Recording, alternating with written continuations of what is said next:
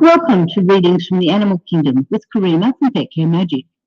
I'm an animal communicator, a Reiki master who specialises in animals, and an intuitive psychic. And I like to combine all of those modalities into channeling messages from the animal kingdom for myself and for others.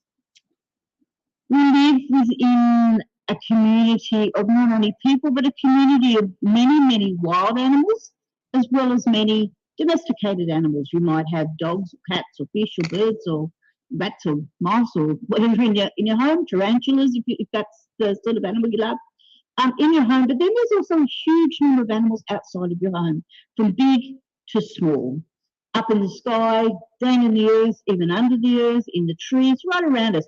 And all of those animals, at any particular point in time, may or may not have a message for you. And I'm going to invite you through these readings done every week on a Sunday, hopefully, to listen to that message, take what resonates for you, and open up your way of thinking over the following week into how that message does or doesn't fit into your life. It's okay if it doesn't. It's okay if only some of it does. That is 100% up to you. The animal kingdom has no egos. They don't mind. They just hang around out there, and if they're given an opportunity to communicate a message, they will. Each week will have a particular theme to it. Before I start the reading, I will meditate on what animal I think has the overarching message for that week. And I will then choose which of the numerous animal-themed decks I have to work out which deck I will be using for that reading. So it's a really strange feeling here in Australia today. We went on to heatwave warnings, heatwave alerts. I think I can't remember now, Thursday or Friday, and I'm in two minds. Yes, it is not. It's not cold outside. It's quite warm, but there is a really stiff breeze blowing, and I think my the temperature it's currently telling me is 28 degrees C, which is roughly around about 80 degrees Fahrenheit, which, given that there's quite a stiff breeze out there, and I'm only 13 kilometres away from the coast, that's not that is not a heat wave as far as I'm concerned. And yes, the dogs don't like being out there in the sun. They prefer to find a more shady spot in the garden when we go outside. But prompted me to start thinking about a lot of water themes today. It's the sort of weather where, and particularly as we're getting close to our holiday season here in Australia, which is Christmas. Virtually everything shuts down on Christmas Eve, if not a few days before that here in Australia, and virtually Australia almost stops until the end of January, because it's hot, it's sunny, it's warm. It's unlike in the US and the UK, where your Christmassy time, your December, January is go and hide inside. Ours is quite the opposite. But so I normally put an animal up here as the overriding theme of the reading, but today I was drawn to water energy. And not only water energy, but water energy being whipped up by a lot of wind energy. So water and wind energy together. And to me, this slide of, it's just a stock photo, but to me, this slide of an amazingly breaking wave really captured what I feel like the earth is trying to tell me. It's a really weird feeling here. They're saying sort of like 33, which it's not even anywhere near 100. We don't go to 100 degrees Fahrenheit till it's 37 degrees Celsius. So, but it's certainly warmer. But it's it's summer. This is what we should expect. So it's wind, it's water energy, and that prompted me to select today's deck as being the Saltwater Reading Cards from Laura Bowen. I read a little bit. I invite you now to click pause on the video. Hang on, it's not going to go into that just yet. I use two decks from Laura Bowen, and Laura Bowen is a First Nations person who apparently, according to the publicity, lives not very far away from here, but she comes from the Manning River Valley, the Manning area, which is a little bit south of me. And I used two of her decks. I used her Dreamtime reading cards, and also the saltwater reading cards. Now, I'm not so familiar with the saltwater reading cards. It's a new deck for me, or I bought it some time ago, but it's a new deck in terms of reading. So I will be drawing a little bit off her guidebook, also because I'm not as familiar with the animals that she uses, like big crabs and some of the fish and that sort of thing. So this is going to be a combination of what Laura's saying within her book, and also what I'm using that as inspiration for me, and also reading what Laura's saying about these animals and what they mean, and then also putting what is intuitively coming to me, if that makes sense. So I'm a bit all over the place in my thought processes today. It's been a very, very long year. But anyway, without much further ado, let's think about how you should be participating in this. Look at the card A, B, and C, and jot down either in the comments below or on a piece of paper, wherever you think is appropriate, which card resonates most for you. This is not something you have to do within seconds. It might take you a couple of minutes. At this point, you might walk away and say, I'm not going to do this today. That's all very fine. But is it A, B, or C that most calls to you?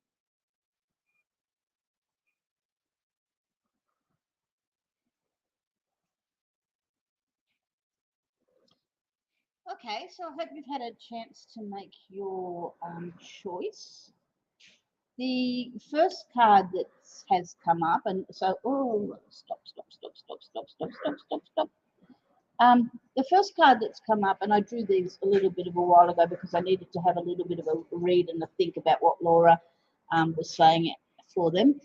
And try as I can to not have these sort of like weird, this weird sort of shadow appear on every time I take the photos of these cards. I'm not successful. So I've decided to leave that there because it feels like some sort of orb. I think it's got something to do with the light coming down from the skylights. But honestly, no matter what I do, I have not been able to stop that happening.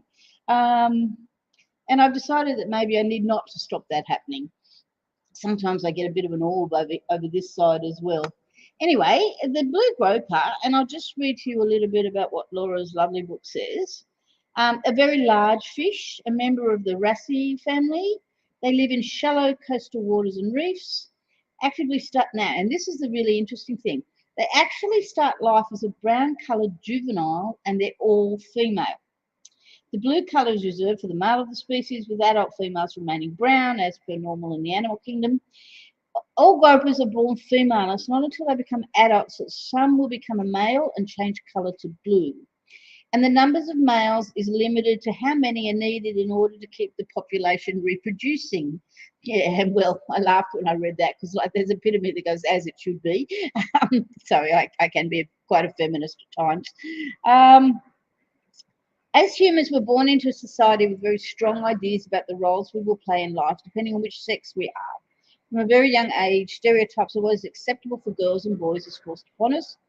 This conditioning limits us to a preconceived idea of what we're capable of and how we're expected to act before we're even old enough to understand, question, or argue.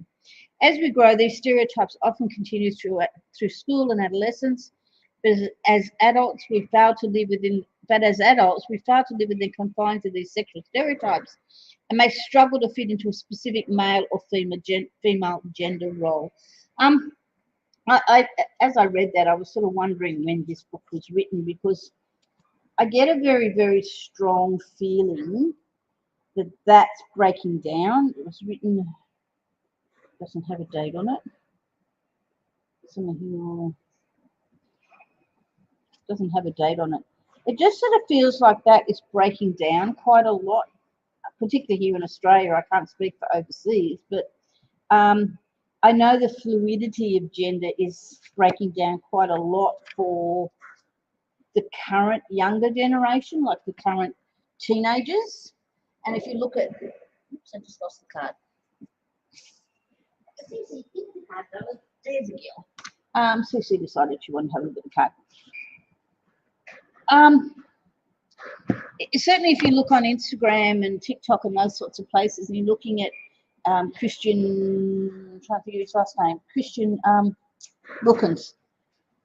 people like him, I don't know whether people are familiar with him overseas, but you're seeing this group of individuals now, and you're seeing it more in men, or maybe you see it in women as well, but they're gender fluid.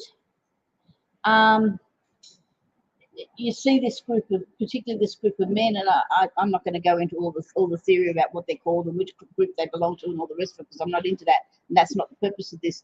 But they will often be men, obviously men, but dressed as women, and not in a way in which it's female impersonators. So just a lot of fluidity, a lot of men now that you see wearing nail polish. So look, I'm nearly 63. I confess to feeling a little bit uncomfortable at times with all of this. It's like you can't be so sure anymore what you're dealing with. But let's take it back to the animals. And there's this masculine energy and this feminine energy. And in the animal kingdom, the masculine energy and the feminine energy, it is not so stereotyped with gender as it is with us as humans. And I suspect that's breaking down with us as humans. So what does that mean in terms of this reading today? And Laura goes on to say, the blue groper's message is that we embody both masculine and feminine traits, and I very much agree with that. I can be very feminine, but at times I can also be very masculine in that I'm a very strong personality. I get on better with men than I do with women. And I can be very strident and very, not so much aggressive, but very assertive. So I can very much tap into that masculine energy. We're not defined or limited by our gender, by what others expect of us. That regular listeners to my streams and to my commentary will say that, that's a recurring theme from me. I say, don't be limited. Don't let others define what you are or who you are. I'm also 63 and disabled, been disabled for the best part of nearly 30 years. I have a personality that everyone says, you can't do this, and my answer is, yeah, just watch me. So don't be limited by what others expect of us. We can embrace all or any of the qualities that are available to us as human beings. And I suspect that that's part of the message today from the animal world, is that they tend not to abide by this definition of what an animal should or shouldn't be. We see plenty of experiences in the animal world, and I see plenty of experiences even within my dogs, where you can have a very masculine, macho, dominating sort of male, and then you can have a very soft, more in touch with their feminine, more caring male. The same with the females. You can have a female that is quite strident and not soft and not caring. They switch between the roles quite easily. It says, she also goes on to say, when the blue groper comes forward in a reading, you're being asked to look at where you may be enforcing or limiting yourself or others through these outdated stereotypes. And when I first saw this card, I was taken by beautiful colours. Blue to me is a very calming colour, and it felt like this blue reflection, and that's what also took me towards the water and the waves. And to me, that is the colour of water. And the blue groper was saying, it's hot, it's going to get hotter. We're going to have sort of temperatures up in the 40s, not far down the track in sort of late January into February, we'll have temperatures in the 40s, which is well over 100. And the groper was saying to me, think cool, think calm. And also I got this strong impression when I saw the groper of it being a very strong fish that is a very capable fish. It's a fish that is very comfortable in where it lives. It knows that it's one of the biggest where it lives. And when I went on to read the book, and she said it's it comes. Remember, it lives in shallow coastal waters and reefs. That implies that it's a big fish living in not a lot of water. and that's an important, it's an important fish, but I don't perceive it as being, I got this flash when I was sort of looking at it before, I don't perceive it as being a big fish and running schools of many fish. I saw it as being quite almost like a loner, that it was very comfortable as an individual. And this has been a bit of a theme that's also been running through our recent readings, all of this, be comfortable being by yourself. Also flashing back to all this sort of media we've had, the media going absolutely crazy this week about heat wave, warning. It's like danger, Will Robinson, sort of flash, if you're old enough to remember the Lost in Space and reference. And to me, so what I then started to think about is how much do we pay attention to the external world telling us what is going to happen and how bad that is going to be, instead of like common sense saying, like I saw all the heat wave warnings, and I run a little local weather channel for our locals, weather and emergency, sort of like fires, bushfires, storms, because we get a lot of summer storms around here that can be quite dangerous. And of course, we're in a bushfire area and we're also in a flood area. So as part and parcel of running that on Facebook, I have I look at the warnings, and I kept looking at all these warnings, and I was listening to the news, and the news was saying, oh my God, it's going to be so bad. Thousands, hundreds are going to die because, make no mistake, heat stroke is dangerous. Lots of animals die in it. Lots of people, older people die in it. But then I got up this morning, and the same thing happened yesterday. I got up and I went outside and I went, no, this isn't quite as bad as all the gloom and doom said it was going to be. So what I'm hearing from the animals is that don't let your common sense be removed by all of this fatalism that we tend to be living in nowadays. Open your eyes, go outside, have a good look, and make up your own mind whether you think it is a heat wave or not. Certainly, I'm not going to, I'm supposed to be mowing the lawns over these next couple of days. I'm not going to go out and mow the lawns in the middle of the day. I'm going to wait till it's quite cooler and the breezes come up, and maybe we get quite a long twilight here. So between like 6 and 8, it's it's still hot, but I'm not out mowing the lawns in the middle of the sun. So to me, that's the sort of thing that's coming across. That's the sort of reading that's coming across here. And it's saying if you need to stay cool, then water is the obvious way to stay cool. For our pets, that means giving them a nice cool place to lie in.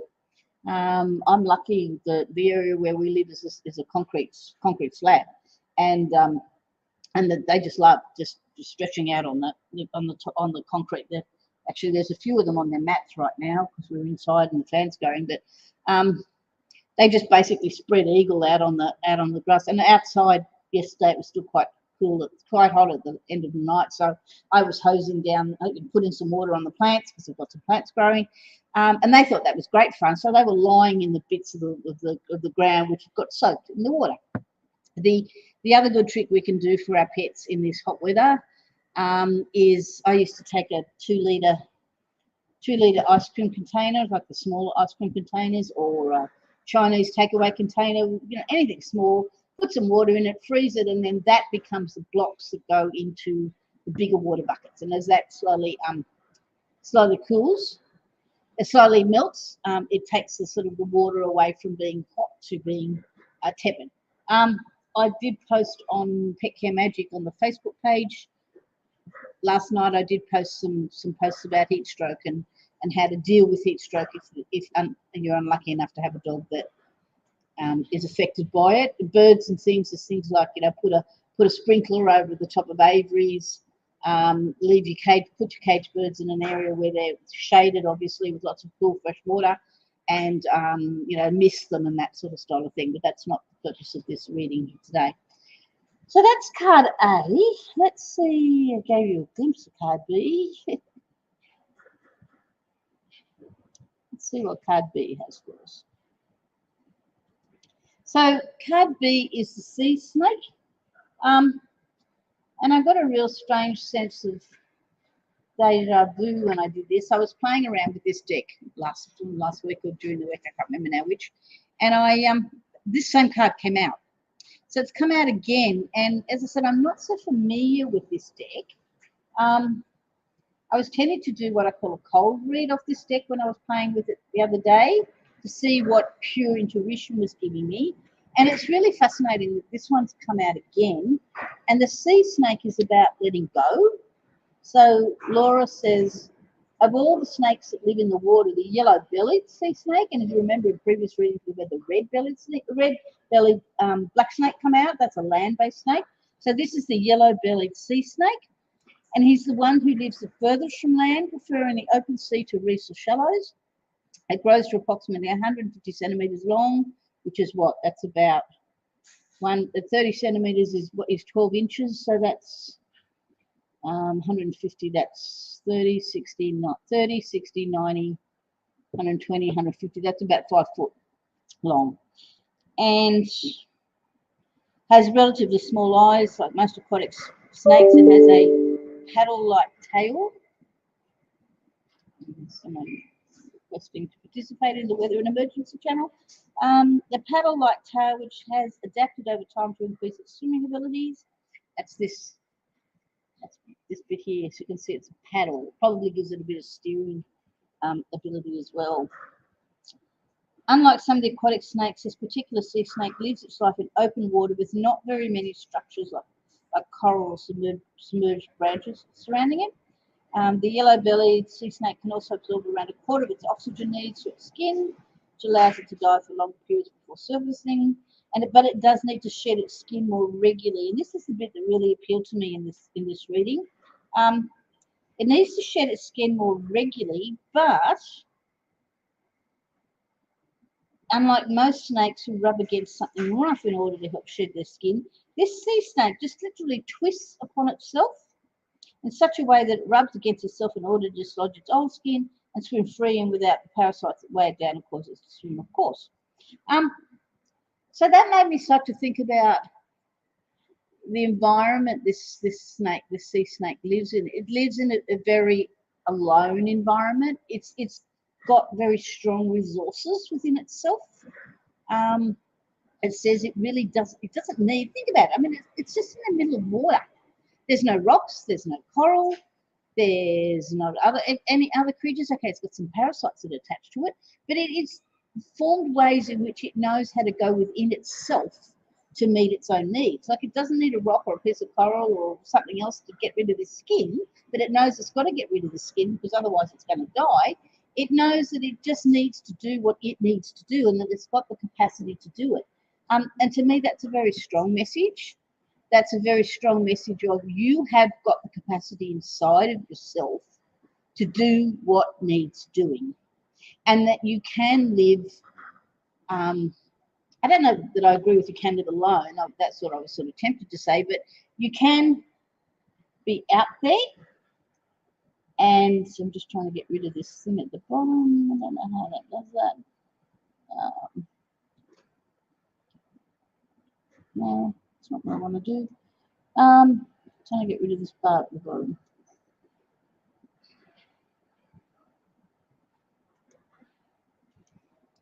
That it can, anyway.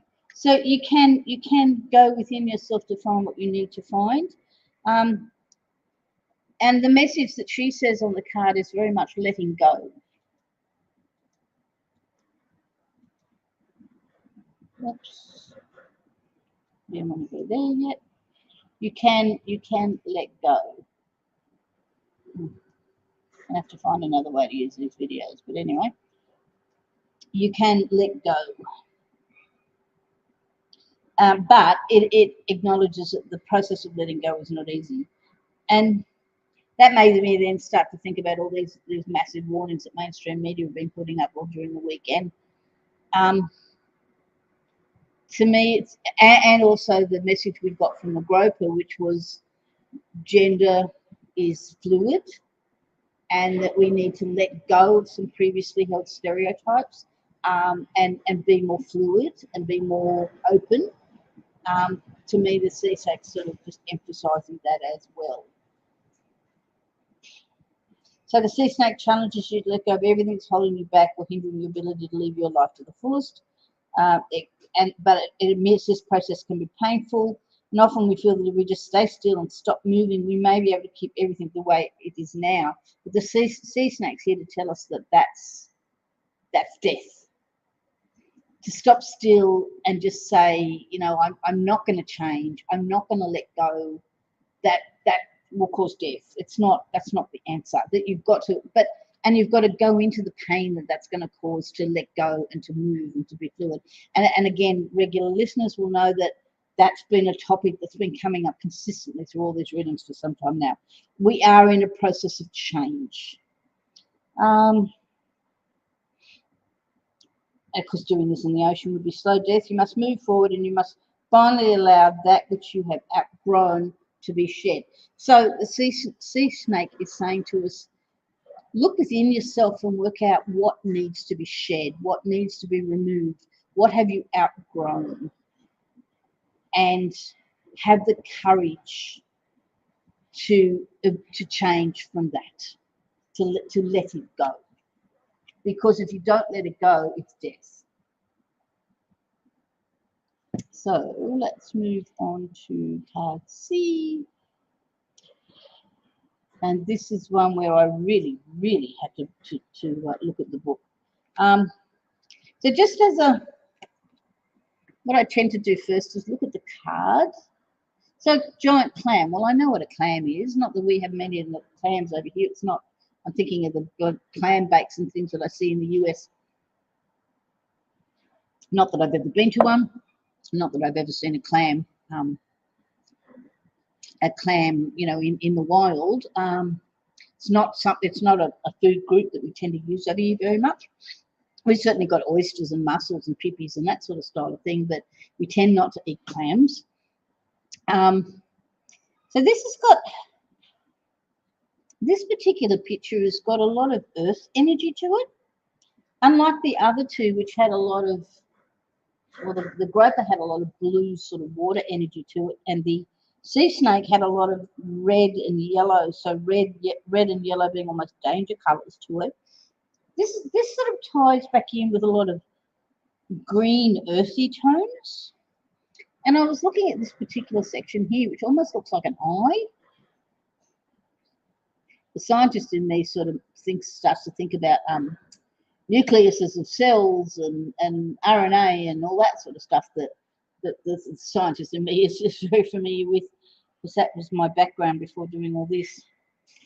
So the clam, and the message of the clam is harmony. The giant clam is the largest living mollusk. They can live for a very long time, over 100 years, and can grow to over 1 metre in diameter. I don't know what sort of eating they'd be at over 1 metre in diameter. It survives by feeding on the nutrients produced by the algae that lives in its tissues. These algae that live inside the clam need the clam shell to be open to breathe. So the clam obliges by keeping its shell open. So there's a lot of helpfulness going on there between the two of them. In turn, the clam is rewarded with the most brilliant colours of blues, greens, even purples, created by the sun-baking algae, illuminating it from its centre. That's really, really cooperative living, isn't it? Giant clams speak of harmony and the mutual benefits that we can discover when harmony is achieved. So think about how it lives. It lives by necessitating, allowing the algae that sustains life to live within it. It's a really unusual way of living, although, you know, whales and things will do the same. But when harmony is often about balance, coming to an agreement which sees both sides working together to achieve some kind of peaceful situation. So at that point, I flashed back to the message the groper gave to me, which was gender is becoming more fluid, and you'll see a lot of very nasty stuff. And I'm thinking of Christian Wilkins, when he's very out there, and he's very much in the public eye because he's I don't know whether he's exactly an influencer, or model. I don't quite know where he fits within society, but you'll see a lot of him really pushing the envelope on red carpet events, and he cops an awful, really nasty backlash from it. But it's to me, that the message there is the harmony is achieved when we come to agreement, when we see both sides. So older people and even some younger people need to see his side of the argument, need to see the side of the argument of those younger people who are gender fluid, who have embraced that, even though it feels quite uncomfortable. I mean, it feels uncomfortable to me to see that sort of thing. There was the person who placed or won Eurovision some years ago who had, female dress, female voice almost, with a big beard, and like, the rational part of me couldn't fit that person inside a box. And the thing is, they shouldn't be fitted inside a box. And that is something that, as an older person, makes me say, well, hang on, the problem is me, not them. The problem is me being stereotyped, me wanting to stereotype, and me not being comfortable with the fact that things are more fluid nowadays. And that comes back to the world. The world is more fluid nowadays. Part of that is because we're no longer here, just Australia, and being able to be very insular. I was watching a show during the week that was set back in it was about real life events that happened back in the early 80s. It was about the bombing of the family law courts in Australia, and some family law court judges were killed and others hurt. And like 1980 feels like yesterday. I was born in 61, and 80s I was beginning at uni. So I was, like 18, 19, 20. It feels like yesterday, but in some respects, the world, it just showed how much the world had changed. Because this was a real life event, and it was massively covered on TV at the time. They had a lot of archival footage they were using in this show. And I'm sitting there thinking, oh my God, hasn't Australia changed so much in so many ways, right down to even the role of women within society. It was amazing to think back. And as I say, it feels like yesterday, but it's not. It's what, 90, 20, 21, the 80s, the 90s, the 2000s, the 2010s. It was like 40 plus years ago. But I'm getting old. So the harmony is often about balance, coming to an agreement which sees both sides working together to achieve some kind of peaceful situation. Very much that's where the world needs to be at the moment. There's so much conflict going on, and it would be nice if some agreement could happen. The giant clam asks you to be open to helping others. There is often a reward for us when we show generosity to another. If there has been discord or conflict, then the clam challenges you to make things right and to look for peaceful solutions to your current situation. This does not mean you must settle for a situation that is damaging or not viable for you, as these will cause hurt and resentment in the long run. Instead, the giant clam asks you to look at how you can come to some kind of mutual agreement that's beneficial and harmonious for all involved. That may even be to agree to disagree, because it's important that it be done with respect, integrity, and honesty.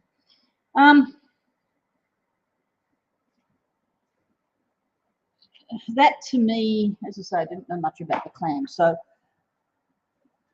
I get a really peaceful sensation when I look at this card. I get a really, it's going to be okay. We can move together, all of us, the world, the animals, nature, all of us can move together to achieve what needs to be achieved, where it is going to be a win-win for everybody, so long as we respect differences, and that we do balance off the need to be alone and the need to also at times draw on each other for what needs to happen and for what our internal needs are. But we've also got to remember that we have internal needs that we can fix, so long as by us fixing it, and this gets back to the gender fluidity stuff, they have, the people that are gender fluid, they have got internal needs that they're working out how to fix. They're working out how to, not fix is not the right word, but express is probably a better word. And the clam's saying that's all possible. And then I just got the picture of the wave back again. Remember the wave from the very beginning, where the wave was sort of like, and think of the ocean, everything is in movement. Nothing's ever the same. If you go down to the beach today and you go down in a couple of days' time, or a week's time, and then a month's time, and then a year's time, it's changed. Like how the breakwater was has changed. There's quite a massive amount of change going on when you look at the ocean, because water is always moving. Think about water in places like the Grand Canyon. I mean, over trillions of years, zillions of years, whatever the number is, you know, that was a river that was right at the surface, and it's eroded down, eroded down, eroded down, eroded. The force of the water.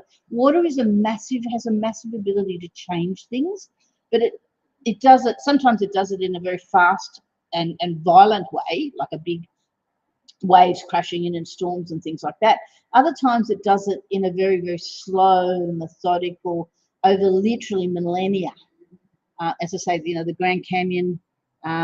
I live here, in Maxwell. There's a river. It's not a big river, but there's a river that comes to town. Like, it's not a big river in terms of the Mississippi or the Nile or even some of the bigger rivers further up north from me. But so it's more of a stream in respect to the river sizes. But it runs beside the road that goes out to the road from town out to Taylor's Arm and also out to my farm. It's right up next to the riverbank. And basically, for the last 20 years, they keep having to rebuild that road and rebuild the riverbank, because the river is constantly undermining the road. Now, some of it's flood damage, but at other times it's just the natural course of the water moving the land, making changes to the land, because there is nothing set in stone about where water moves to. And so, yeah, so I'm sort of seeing back to let's see if we can go back to that wave energy that we had at the beginning. There. That's powerful energy, extremely powerful energy. Yes, it's a big wave, but water, I don't know how many of you have gone and spent time, you know, swimming in the sea. I spent a lot. That's where I grew up. I grew up at the ocean beach in Queenscliff in Sydney, when I was right from when I was born to when I was 22 or 23. On Saturdays I was at the ocean beach at Queenscliff, and on Sundays I was at the harbour beach at Fairlight. And the ability of water is so powerful, so very powerful, particularly if you think of the rips at the ocean. Like, I have been caught in those rips, and it's scary. You can't, this undercurrent that flows down below the water, and you can sit and look at the water and think, you know, that's all very calm and that's not moving and that's no danger. Luckily, my father brought me up to be able to sit and watch the currents and understand where the currents were going and what to do when you got into rips. We have a show on TV called Bondi Rescue, which is set at Bondi, another very famous beach in Sydney. And they're very much the same. Our lifesavers are able to look and know where the currents are going. And these currents are incredibly strong. That wave is incredibly strong. I've been in waves like that, and they're powerful. They can kill.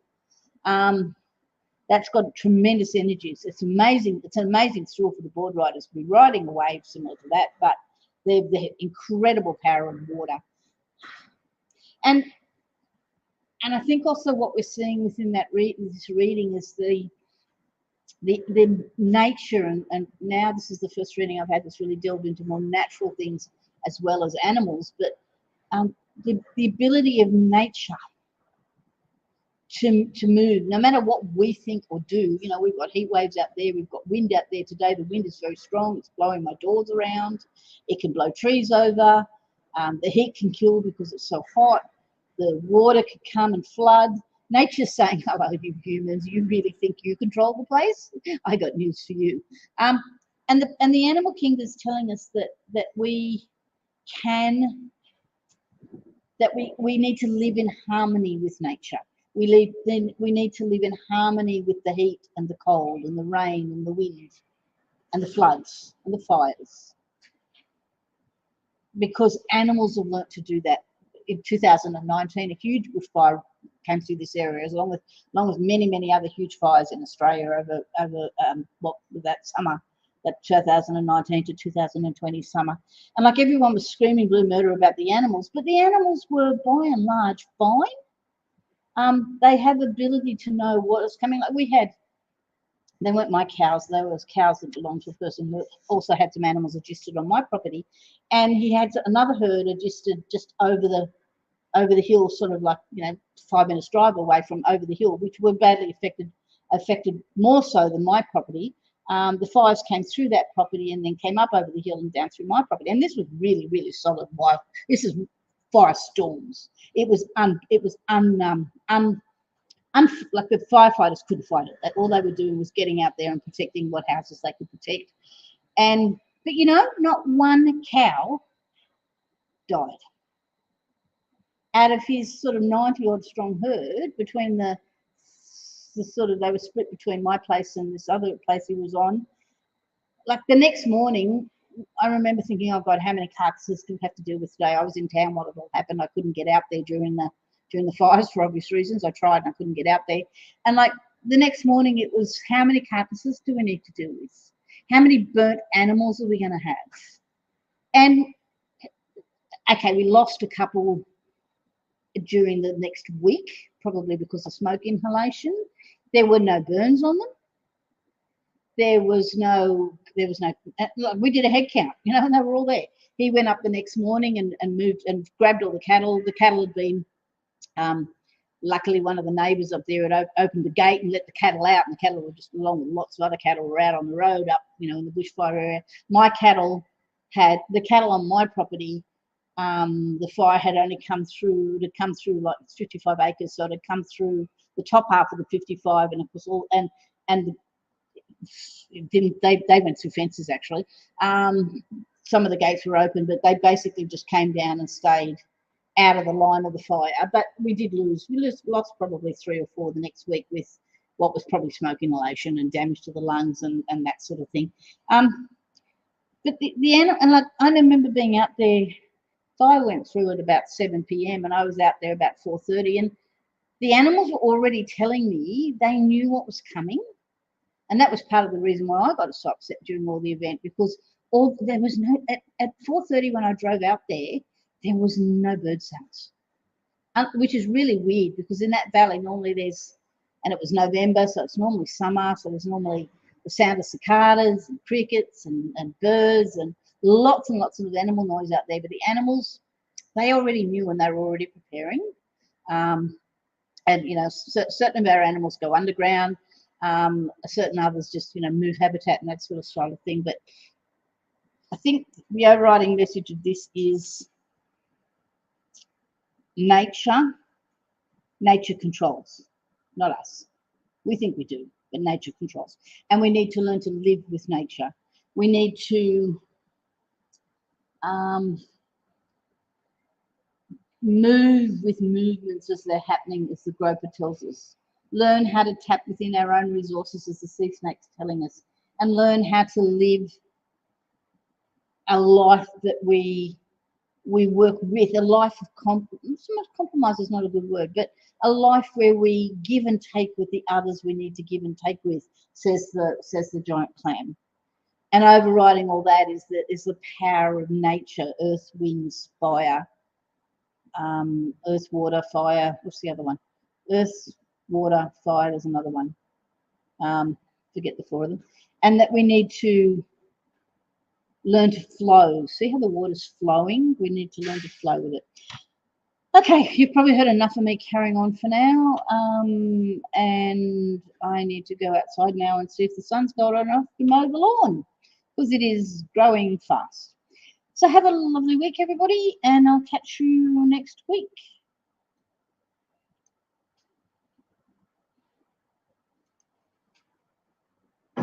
Thank you very much for being here with me today. I hope you found this enjoyable. It is for educational purposes only.